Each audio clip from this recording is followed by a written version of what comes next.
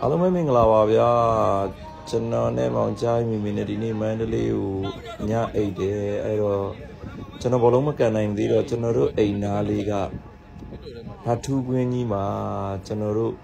မန္တလေးအိုစတာကျွန်တော်ရဲ့ဆရာသမားညီတွေအကိုတွေကန်ကြတဲ့နှစ်ဖက်ခွဲကန်ကြတဲ့ပွဲလေးကိုကျွန်တော်သွားပြီးတော့အားပေးခဲ့ပါတယ်အားလုံးကတော့စုံနေပြီဒါကတော့ကဘာကျော်ပွားကြီးပါဗျာမန္တလေးမှာ8 သင်းရှိရင်8 သင်းလုံးမှာဝင်ကန်တဲ့ဆရာပွားကြီးရပါဗျာဒါကတော့တီဘောကဆရာပွားကြီးပါဗျာဒါကတော့အလုံးသိကြမယ်ထင်ပါတယ်ဗျ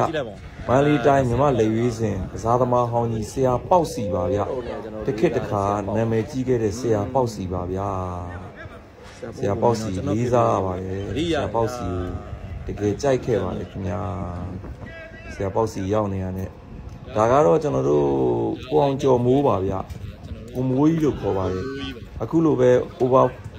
မန္တလေး over 40ရဲ့ကစားသမားတွေနှစ်ဖက်ခွဲကံပါကိုစရင်အင်းလေးနဲ့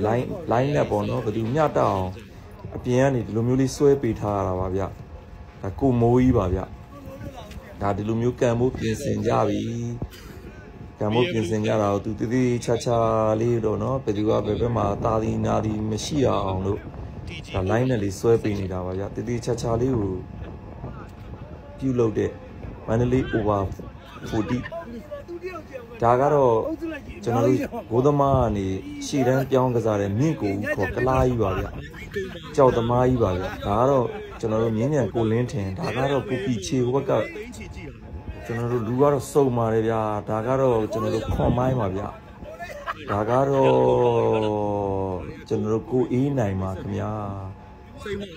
ဖိုးတီရောစိန်မောင်ရောပါပါတယ်ဗျမိုးမြင့်အောင်